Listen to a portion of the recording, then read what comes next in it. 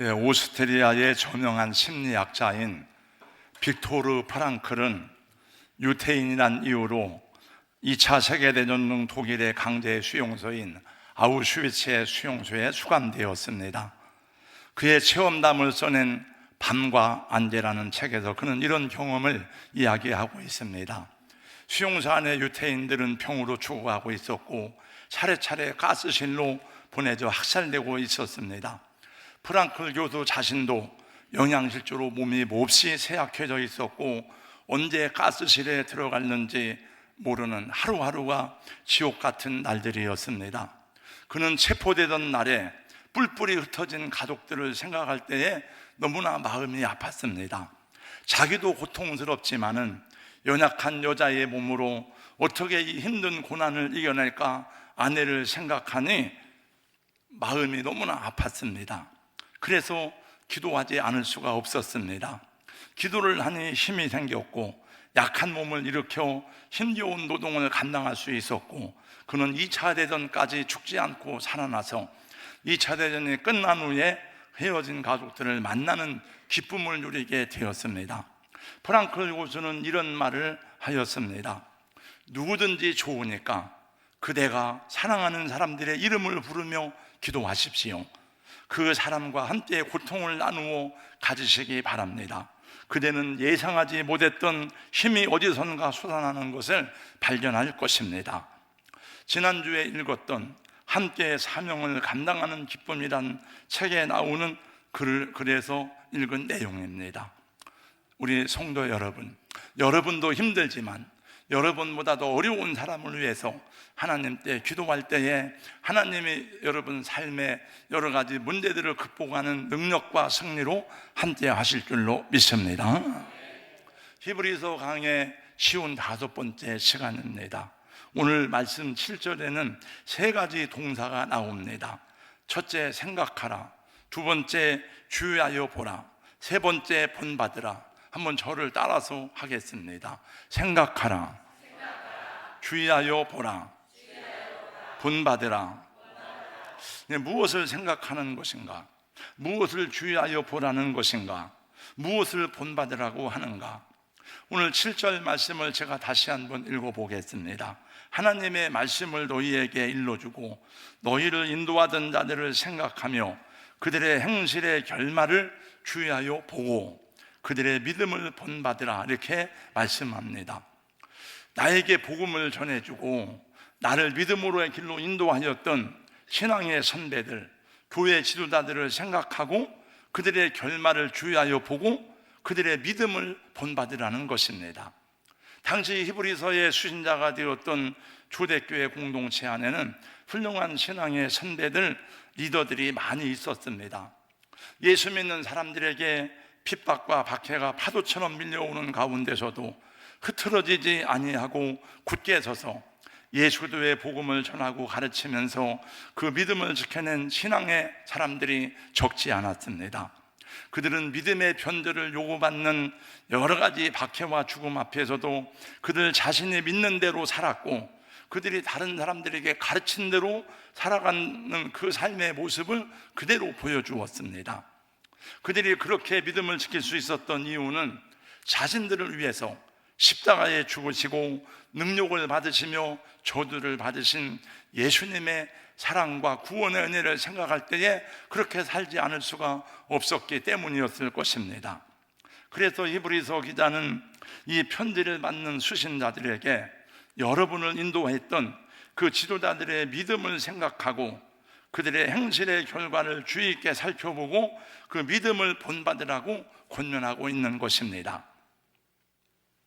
여기 7절에서 말씀하는 그들의 행실의 결말을 주의하여 보고 해서 그들의 행실의 결말이란 무엇입니까?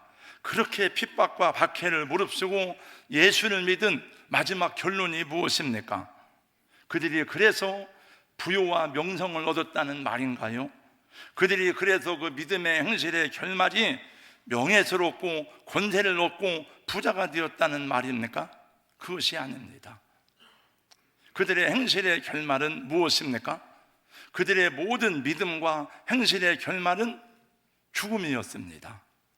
한마디로 신앙적인 말로는 순교당했다는 것입니다.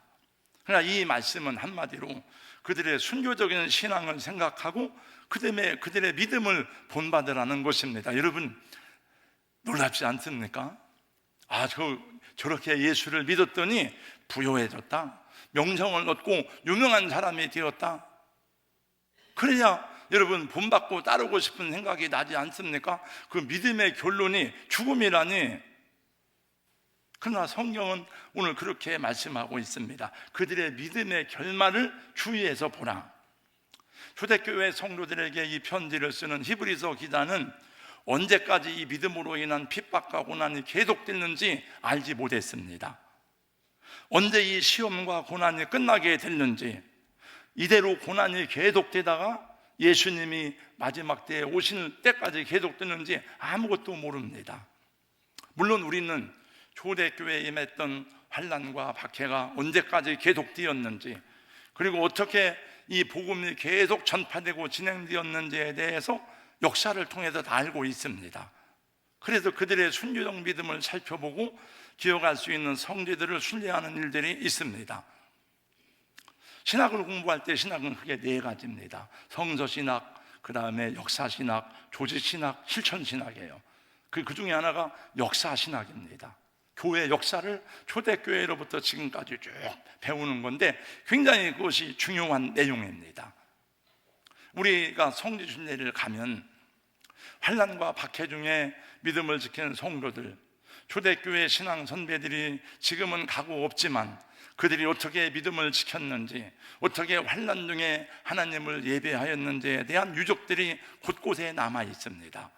대표적으로 로마의 카타콤이 있고 튀르키예의 대린교를 비롯한 지하 도시들이 초대교회 성도들의 삶의 현장들을 그대로 보여주고 있습니다. 우리 기독교 2000년 역사에서 가장 영광스러운 교회 시대는 초대교회 300년이었다고 교회 역사가들은 정의하고 있습니다. 초대교회 성도들의 신앙을 한마디로 말하면 순교의 신앙이에요. 순교의 신앙.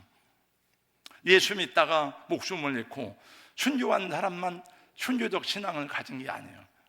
당시 교회 공동체 안에 들어와서 예수님을 믿는 신앙인이라면 누구나를 막론하고 순교적 신앙을 갖지 않고는 신앙 공동체 안에 들어올 수가 없었던 것입니다.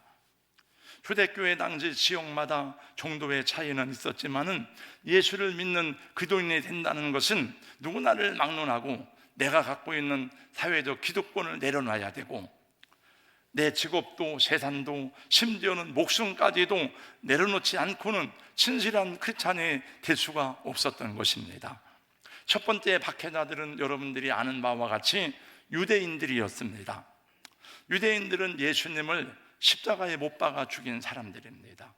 여러분, 당시 유대인들은 사형을 집행하는 권한이 없어요. 그래서 그들이 로마의 법을 빌려서 예수님을 십자가에 매달아 죽게 했지만 우리가 복음서에 다 알고 있는 대로 그 모든 것을 계획하고 예수를 죽게 만든 사람들은 다름 아니라 유대인들이었습니다. 그들은 또 스데반 집사를 돌로 쳐서 죽였습니다. 사도 야고보를 못 베어 칼로 죽였습니다. 헤롯도 혼혈 유대인이에요. 그들은 베드로와 요한도 죽이려고 하였지만은 로마의 관가에서 그것을 막았기 때문에 그들을 채찍만 때리고 감옥에 가고 보내주었습니다. 바울은 가는 곳마다 유대인들의 핍박으로 죽음의 위기를 수도 없이 겪어야만 되었습니다. 유대인들은 교회 밖에서만이 아니라 교회 안에서까지 공동체를 파괴하고 무너뜨리는 일을 포기하지 않았습니다. 이 흩어진 사람들을 디아스포라라고 하잖아요.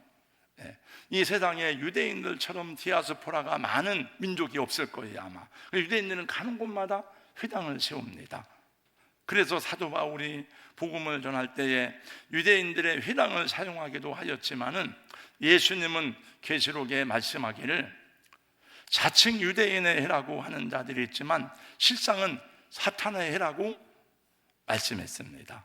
지금도 유대인들, 이스라엘은 예수를 안 믿습니다. 지금도 유대인들은 예수를 배척하고 거부해요. 그런데 마지막에 회개하고 돌아올 민족이 유대인들이에요. 여러분, 예수님이 제자들에게 말씀할 때에 땅끝까지 가서 이 복음을 전하라고 했는데, 땅끝은 어디가 땅끝입니까? 여기가 땅끝이에요. 여기가 계속 가고 앞으로 계속 가면 마지막 여기로 오잖아요. 그러니까 예루살렘에서 시작된 복음이 돌고 돌아서 예루살렘으로 가야 이제 마지막 끝이 오는 거예요. 두 번째 박해자가 누굽니까? 로마의 권력자들입니다. 로마 군대는 모든 전투의 전쟁에서 승리할 때마다 그것을 신들의 도움으로 여겼어요. 여러분, 고대에는 다 전쟁에는 신들의 이름으로 전쟁을 합니다. 본래 로마 건국의 시초가 된 노물로는 신들을 로마 건국의 상징으로 삼았습니다. 주피터의 독수리를 새긴 로마 군기는 승리의 상징이었습니다. 그럼에도 불구하고 로마는 피지배 민족들에게 관용을 베풀었어요. 왜냐하면 지배하고 통치하는 영역이 너무나 넓으니까 그 민족들의 문화, 예술, 사상, 종교를 다 허락했습니다. 너희들 마음대로 예술, 종교, 문화, 사상 마음대로 해라. 그리고 정치적으로도 상당한 자치권을 부여했습니다. 여러분, 우리 복음서에 우리가 볼 때 그때 당시에도 이스라엘이 로마의 식민지였잖아요. 그러나 그 헤롯 왕이나 분봉 왕들은 전부 다 자치권을 부여한 왕들이에요. 부여받은 왕들입니다. 그래서 모든 종교도 역시 로마의 통치권에 문제를 일으키지 않는 한은 다 허락했습니다. 그러나 예수들을 통해 주어진 하나님의 복음은 국가 종교도 아니고 어느 특정한 민족에게 주어진 민족 종교도 아닌 세계의 모든 나라, 모든 만민, 모든 죄인이 구원을 받아야 될 구원의 기쁜 소식이었습니다. 그래서 예수를 믿는 신자들은 가는 곳마다 복음을 전하고 교회를 세웠습니다.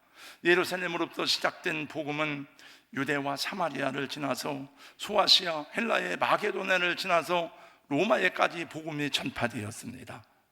복음이 전파되는 곳마다 하나님의 역사가 일어나고 기적이 일어났습니다.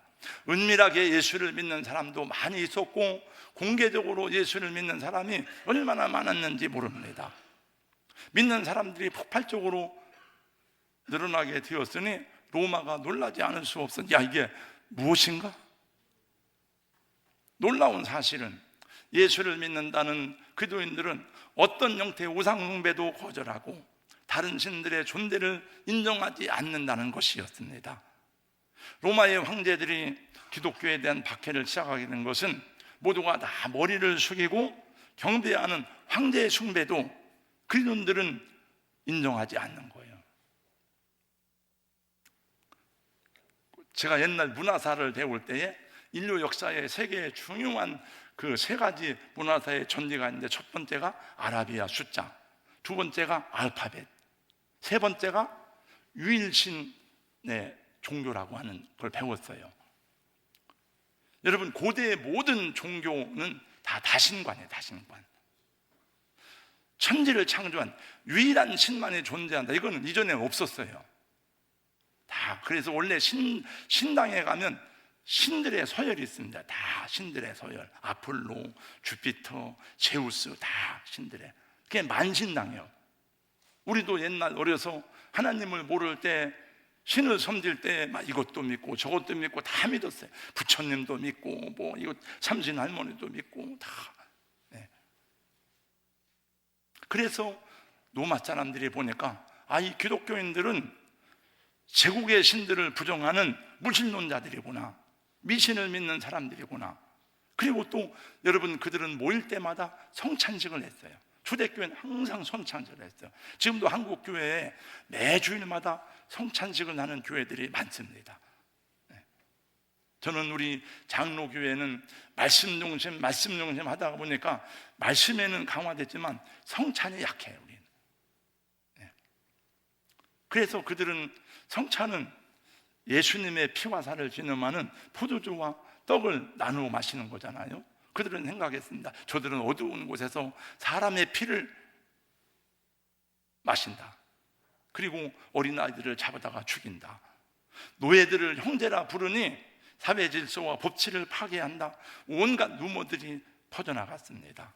그래서 자연재해나 전염병이나 대형 사고들이 터지면 신들을 부정하는 기독교인들 때문이라고 성도들은 공격을 당하게 되었고, 여러분, 이 세상에는 무슨 정치인들은 큰 사고나 나라에 어려운 일이 있으면 반드시 그것을 해결할 문제를 다른 데서 찾아요. 그래서 사람들이 거기에 대해서 원한을 돌릴 대상을 찾는데 주로 기독교인들이 그 대상이 된 거예요. 사도행전에 나오는 사도 바울이 겪은 고난과 박해는 지역적인 문제입니다. 여러분, 가장 혹독한 박해는 로마의 10대 박해가 있거든요. 네로 황제는 무조건 죽이는 것이고 불태워서, 그거는 교활한 박해가 아니에요. 데오클라시안, 갈레리오스 이런 황제들은 아주 교묘하게 기독교인들을 죽이 나갔습니다. 그게 로마의 10대 박해예요. 그 황제들은 교묘하게도 정치적인 우위를 모면하는 수단으로 교회를 표적으로 삼아서 공격하게 했습니다. 그래서 그리스도인들은 사막으로 나가거나 지하로 들어가기 시작했으니, 그때 생겨난 것이 카타콤 지하교회이고 갑바도기야, 데린구야 같은 동굴 도시입니다. 여러분, 로마의 카타콤은 그 깊이를 몰라요. 600 몇 킬로나 된다는데 한번 잘못 들어가면 나올 수가 없어요. 그래서 막아놨어요, 다. 그게 이제 기독교인들이 살던 지하 공간이에요. 우리가 지금 읽고 있는 히브리서는 초대교회 중에서도 본격적인 박해와 시작되기도 전엔 초대교회 초기에 불과했습니다. 참, 예배 시간에, 그것도 보통 있는 게 아니에요. 가만히 말씀이 안 들려오고, 그래 1시간 동안 예배하는 게 보통 어려운 게 아니에요. 그게 그래도 대단해요. 감사해요. 그래도 그냥 들어보세요. 안 들어보세요. 그냥. 그 신앙생활을 바르게 해야 돼요. 아르바이트 하는 게 아니잖아, 내가. 하나님을 섬기는 믿음을 삶을 살아야죠. 그 우리 이 히브리서를 읽을 때는 로마의 박해가 시작되기도 전이에요. 근데 베드로서를 제가 그 전에 강의했지만, 베드로 사도는 앞으로 교회에 큰 환란이 닥쳐올 것을 알고 그것을 준비시키기 위해서 이 편지를 썼습니다. 그 박해나 고난에도 불구하고 믿음을 지킨 사람들이 있으니, 그 복음의 진리가 얼마나 놀라운 생명을 가지고 있는지 삶으로 보여준 신앙의 지도자들이 있으니, 사랑하는 성도 여러분이요, 그들의 믿음을 본받으라는 권면과 당부의 말씀으로 히브리서는 끝을 맺고 있는 것입니다. 그러므로 사랑하는 성도 여러분, 오늘날에도 저와 여러분들에게 이 말씀이 더욱 절실하게 가슴으로 다가와야 되는 이유는,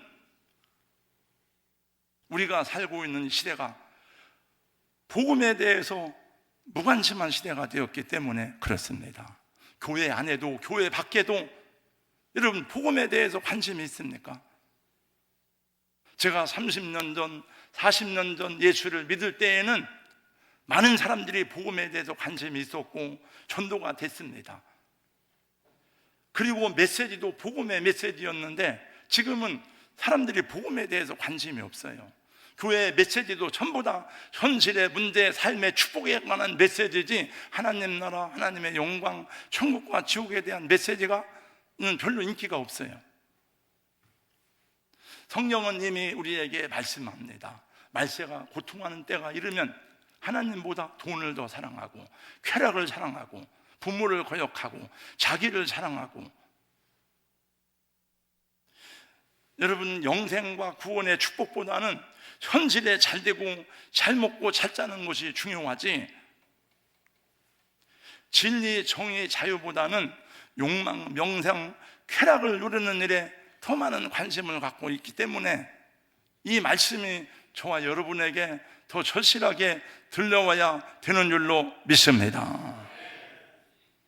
아니, 그냥 여러분, 이 설날일 명절이 다 됐는데 저도 왜 지금 이 말씀을 준비해 놓고, 지금 설날 명절 때인데 왜 이 말씀을 전해야 될까? 그러나 제가 전하려고 준비한 게 아니고 히브리서 강의하는 중에 이 말씀이 나온 거잖아요. 그래서 우리는 하나님의 말씀으로 충만한 세상을 보는 것이 아니라 죄악으로 가득한 것을 보아야 되고, 하나님의 창조 섭리를 지키는 것보다 육체의 욕망을 따라 불의의 병기로 자신을 드리는 것이 보편적인 세상을 보고 있습니다. 여러분, 여기 우리 집사님 자녀들도 여러분 말 안 듣고 속색이고 막 그러잖아요. 사춘기나 보다 그래도 힘들지 않습니까? 네. 이것도 다 세속적인 영적인 영향력 가운데 하나예요. 네. 그래서 하나님의 창조 섭리를 거스르는, 우리 모르겠어요. 제가 20년 전 30년 전 목회할 때에 차별금지법 반대하고 여러분 동성애 동성혼 이런 얘기 없었습니다. 그래서 이 교회들까지도 하나님의 허락하신 하나님 나라의 상속자로서의 그 영광을 바라보고 그 믿음의 길을 걸어가는 것보다 어떻게 더 우리 교회가 커지고, 어떻게 내가 유명한 목사가 되고, 어떻게 더 명성이 있는 그런 교회를 세울 것인가, 이게 주된 관심이 아닙니까? 그래서 믿음의 신실함을 지키는 일이 더 어렵지 않습니까? 그래서 진실한 신앙이 무엇인지 고민하고 묵상하기보다는 감각적이고 쾌락적이고 즉흥적인 신앙의 깊이가 너무 얕아버린 그런 신앙생활이 되지 않았어요? 여러분, 예수 믿고 크리스찬이 되었다는 것은 요행이 아닙니다. 도박도 아닙니다. 야, 예수 믿고 천국이 있으면 가면 좋지, 그러면 여러분 믿을 필요가 없어요. 하나님이 죄악의 저주에 매인 인생들을 구원하시기 위해서 예수 그리스도의 십자가의 부활을 통해 허락하신 영생과 구원의 유일한 은혜와 축복이 복음이고, 하나님은 그것 때문에 예수님을 세상에 보내셔서 십자가에 저주받아 능욕받고 죽게 하신 것입니다. 그래서 너는 마음을 다하고 목숨을 다하고 힘을 다해서 주 너의 하나님을 사랑하라 말씀하셨으니, 여러분 마음을 다하고 목숨을 다해야 하는 줄로 믿습니다. 돈만 버는 일에 마음을 다하지 마시고, 그것이 믿음의 승리하고, 여러분 그것이 믿음의 길에서 하나님의 영광을 보는 길입니다. 우리 신앙생활은 즉흥적이고 막 어떤 기사나 은사, 표정, 능력 그런 것만을 추구해서는 안 돼요. 또 그런 것이 우리의 믿음을 견고하게 세워주는 것이 아닙니다. 여러분, 광야 이스라엘 백성들은 홍해가 갈라졌을 때에 막 할렐루야 막 좋아하고 했지만은, 그리고 소고치며 춤췄지만 3일을 못 갔습니다. 3일 동안 수루 광야를 지나니 불평이 터져나왔습니다. 또 반석에서 생수가 나는 기적을 보니까 할렐루야 했지만 며칠 가지 못 갑니다. 광야에서 다 엎드려 죽었습니다. 여러분, 여호수아와 갈렙의 믿음을 견고하게 세워진 것은 다른 게 아니에요. 그거 보고 믿음이 세워진 게 아니에요. 하나님의 약속을, 하나님의 말씀을 신뢰했기 때문에 그들은 그 신뢰하는 말씀을 믿고 나가서 가나안 땅을 정복할 수가 있었습니다. 현대는 물질 문명이 발달한 시대예요. 개인적인 경쟁 관계가 굉장히 심하고, 물질은 풍요해졌지만은 여러 가지 미래의 불확실함, 또 끊임없는 경쟁, 불만족스러운 인간관계 등으로 인해서 많은 사람들이 스트레스와 불안감에 시달리고 있습니다. 그래서 사람들이 중독에 많이 빠져요. 중독에 막 어디에 몰입을 하는 거예요. 게임 중독, 도박 중독, 알코올 중독, 인터넷 중독 다. 그러나 여러분, 중독이 사회적으로나 개인적으로나 심각한 이유는 그냥 습관이 아니라는 거예요. 내 의지의 문제가 아니라는 거예요. 중독이라는 것은 우리 뇌의 보상 심리가 작용하기 때문에 한번 거기에 빠지게 되면 스스로 빠져나오기가 어렵다는 데 문제가 있는 것입니다. 예를 들어서 도박 중독에 빠지면 뇌의 번연계가 작동해서 순간적인 쾌락과 흥분을 느끼게 됩니다.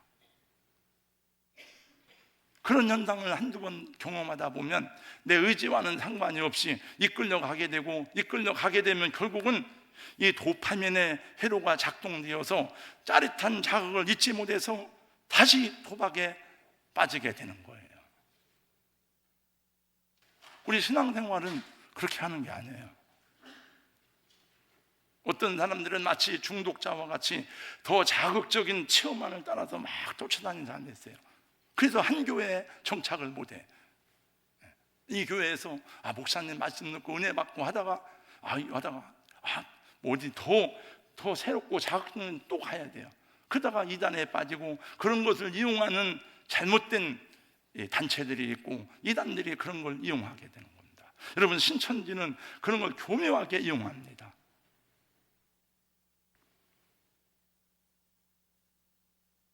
여러분, 하나님의 은혜가 언제나 짜릿하고 극적인 것만은 아니에요. 물론 하나님은 우리 인간의 이성이나 상식을 초월하는 극적인 기적이나 놀라운 기사를 행하기도 하지만, 하나님은 우리 매일매일의 평범한 삶 속에서 우리 하나님을 사랑하고 형제를 사랑하고 주어진 삶의 문제들을 극복해 가면서 하나님의 뜻을 찾고 구하는 일에 고민하고 기도하는 것이 우리 삶의 보편적인 하나님의 자녀들의 삶인 것을 성경에서 가르쳐주고 있음을 기억하시기 바랍니다. 그게 여러분 축복이에요. 그게 무슨 하늘에서 막 그냥 뭐가 떨어지는 게 축복이 아니에요. 저도 교회를 개척하고 많은 날들을 인간의 힘으로 감당하기 어려운 문제들을 만나기도 하였습니다마는, 인간의 상식을 뛰어넘는 하나님의 여러 가지 기적과 능력들을 수도 없이 경험했습니다. 장로님들도 알 거예요, 아마.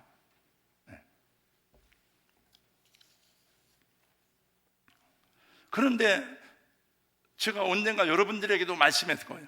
왜 지금은 이런 표적이 안 나타나지? 하나님, 그때와 그런 역사들이 나타나지 않는 이유는 내 믿음이 약해져서 그렇습니까? 내 기도가 작아서 그렇습니까? 생각을 많이 해봤어요. 물론 그런 것도 있겠지만은 되돌아보니까 그때는 하나님의 그런 역사가 없으면 우리가 그걸 이겨낼 수가 없어요. 그리고 그 역사들은 내 개인의 문제가 아니고 교회 공동체 안의 문제이기 때문에 하나님이 해결함을 주시는 거예요. 그러나 지금은 네가 할 수 있지 않느냐? 지금 네 성도들이 있지 않느냐? 우리가 헌신하지 않고 우리가 수고하지 않고 내 것을 아끼면서 하나님 주세요, 축복 주세요, 그건 말이 안 되잖아요. 하나님은 이미 저와 우리 교회에 하나님의 살아계심에 대해서, 하나님의 어떻게 은혜를 베푸시는지에서 충분하게 경험하게 하시고 확증해 주셨습니다. 우리가 받은 예수 십자가의 사랑과 부활의 은혜가 얼마나 영원하고 변함이 없는 것인지에 대해서 깨달아 알게 하셨습니다. 그러면 여러분, 그게 축복이죠. 그러나 여러분 개인적으로 여러분의 육신적인 이익 때문이 아니라 극복하기 어려운 문제들이나 이런 일이 있으면 기도하세요. 하나님께 절실하게, 간절하게. 그럼 하나님이 어떤 기적을 여러분 생애에 베풀어 주는지 알 수 없잖아요, 여러분.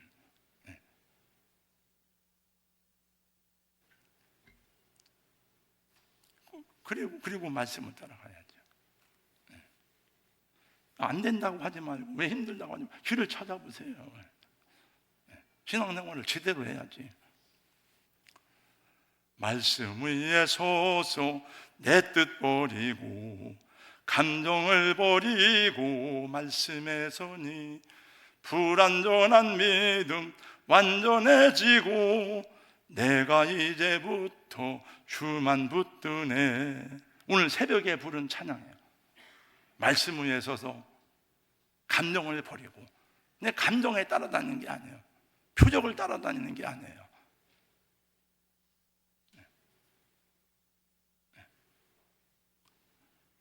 이제 말씀을 정리하겠습니다. 앞서간 믿음의 사람들의 결말을 주의해 보라 그랬잖아요. 그러면 주의해 보세요. 저는 첫째가 우리 믿음의 주의 온전케 하시는 이 예수를 바라보라 그랬잖아요, 히브리서에. 저는 예수님만 보는 게 아니에요.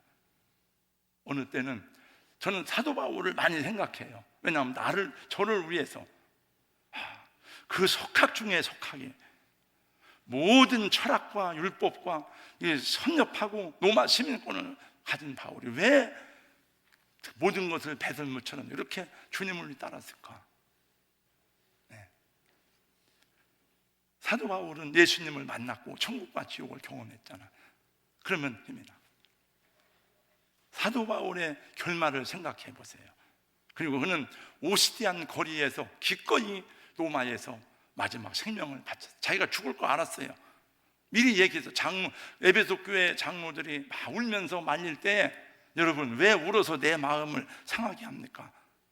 나는 성령께서 나에게 말씀하기를 각 성과 촌에서 환난과 결박이 나를 기다린다고 가르쳐 줬지만은 나는 환난을 무서워하지 않습니다. 난 생명까지도 하나도 아깝지 않습니다. 복음을 위해서. 복음을 들고 왔다가 대동강변에서 목배임을 당한 영국의 26살의 로버트 토마스 선교사를 생각해 보세요. 여러분, 그때 조선은 깜깜한 나라예요. 영국은 해가 지지 않는 나라의 엘리트입니다. 여러분, 선교사들은 다 엘리트예요. 여러분, 의사, 교수, 박사 이런 사람이에요. 그런데 원래 토마스는 한국에 파송받은 게 아니에요.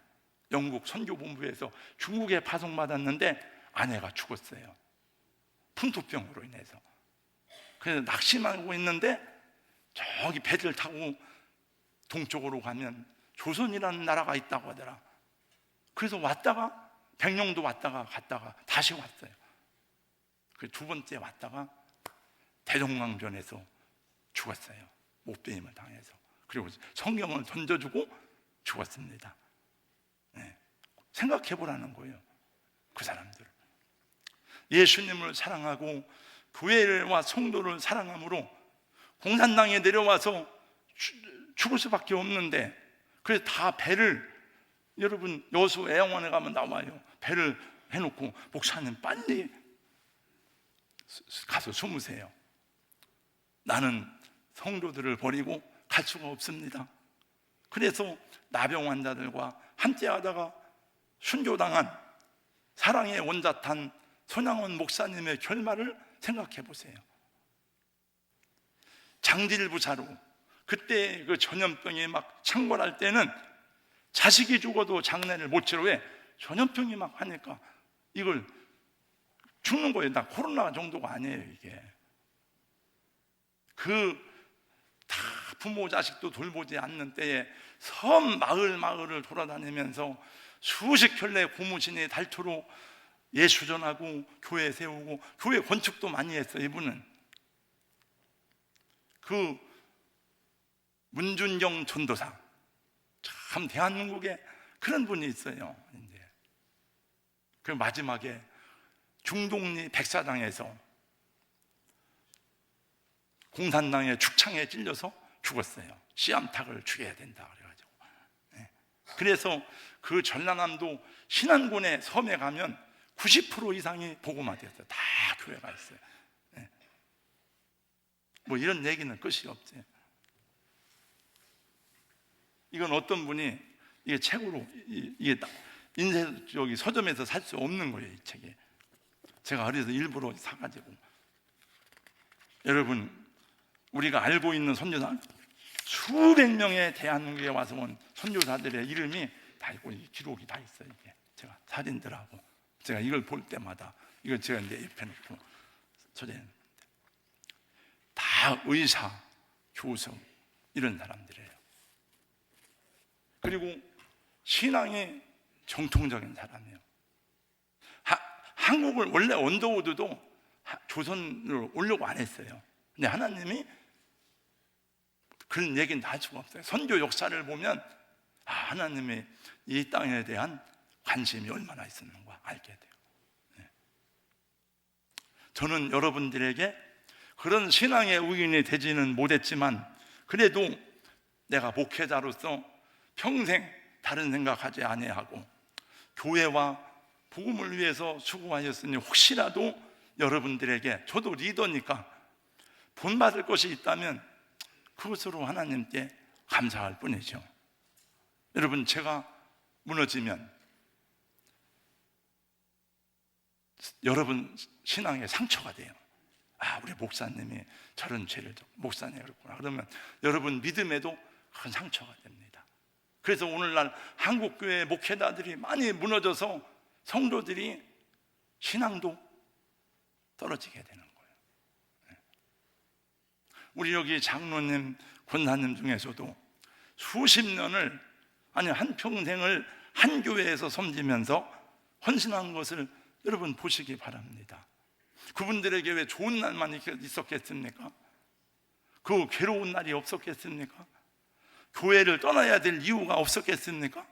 저는 모르지만 여러분, 신앙생활 하다 보면 제가 어느 집사님에게 그런 메시지 한번 문자를 하나 보냈어요. 집사님, 어느 교회를 갔는지 좋은 교회를 가시되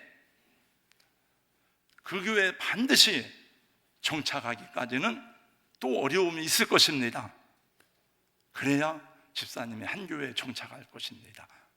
이제 지금 가시는 교회가 마지막 교회가 되시기를 바랍니다. 이렇게 문자를 보낸 적이 있어요. 네. 여기 우리 권사님 중에서는 기차 타고 버스 타고 막 오는 분이 있어요. 막 감기 몸살 걸려가지고도 찾아왔어요. 네. 막 이렇게 열심히. 그러니까 하나님이 그래도 공동체가 되는 것이고 제가 목회를 하는 것이지, 그런 게 없으면은 어떻게 여러분 공동체가 세워지겠습니까? 우린 이렇게 편안하게 예수님을 믿고 편안하게 예배를 드리지만 지금도 여러분 전 세계에 박해받는 크리스찬들이 얼마나 되는지 아세요? 3억 8천만 명이에요. 1년에 순교 죽는 사람이 4,600명. 1년에 매년 전 세계에서. 인도의 수도인 뉴델리에서 동쪽으로 약 2,370km를 가면 마니푸르주에서는 지난 한 가지 예입니다. 지난해 5월 이후에 기독교인을 표적으로 한 피해 학살이 계속되고 있습니다. 인도는 힌두교이기 때문에 그 주민 66%를 차지하는 힌두교도 메이테이 주민들에게 정부가 허락을 했어요. 기독교가 주축인 쿠키족들을 대상으로 기독교인 말살이라는 주제로 학살이 계속되고 있다고 합니다. 나이지리아에서는 하루 평균 13명. 기독교 박해지도 한번 띄워보세요. 여기 저 박해 빨간 투게요. 지금 저 일본부터 저 오른쪽에 있는 게 쭉 번호예요. 22년 동안 기독교 박해국가 제1번 북한이에요. 북한은 성경이 발견되기만 해도 즉시로 잡혀가요. 어디로 갔는지 몰라. 예수 믿고 안 믿고 성경은 발견되기만 해도. 두 번째 소말리아.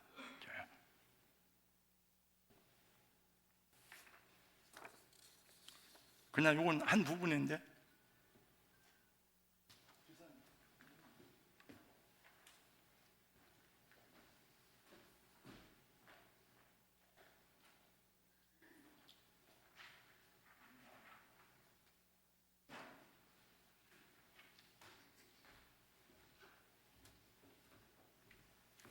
이거 감사해야 돼요. 우리가 여러분 지금 혹시 저 밖에 누가 오는가 보세요.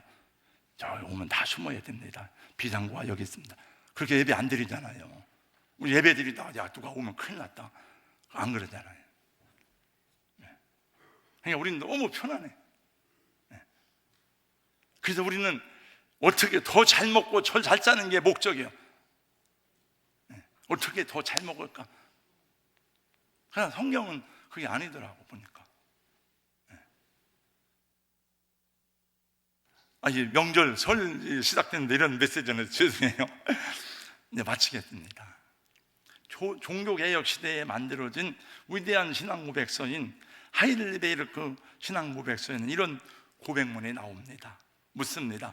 살거나 죽거나 당신의 한 가지 위안은 무엇입니까? 답이에요. 나의 몸과 영혼이 살아있을 때든지 죽을 때든지 나 자신에게 속한 것이 아니라 나의 신실하신 구세주인 예수 그리스도께 속해 있다는 사실이 진정한 위안입니다. 명절이 시작되었는데 서로 소중히 여기고 뜨겁게 사랑하시기 바랍니다. 그리고 옛 믿음의 신앙의 선배들, 또 한국교회의 초기의 순교자들, 또 우리 부모님들의 믿음이 있으면 부모님들의 믿음을 보고 이 믿음이 뭔가 그걸 보면서 여러분 믿음을 잘 지켜나가는 은혜가 있기를 축복합니다. 예수 그리스도는 어제나 오늘이나 영원토록 동일하십니다. 하나님 감사합니다. 오늘 또 주를 바라보고 의지하는 믿음 안에서 함께 예배하고 예배 중에 또 말씀 들었습니다. 이 말씀 우리 심령에 기억되는 말씀이 되게 하여 주시옵소서. 예수님 이름으로 기도하옵나이다. 아멘.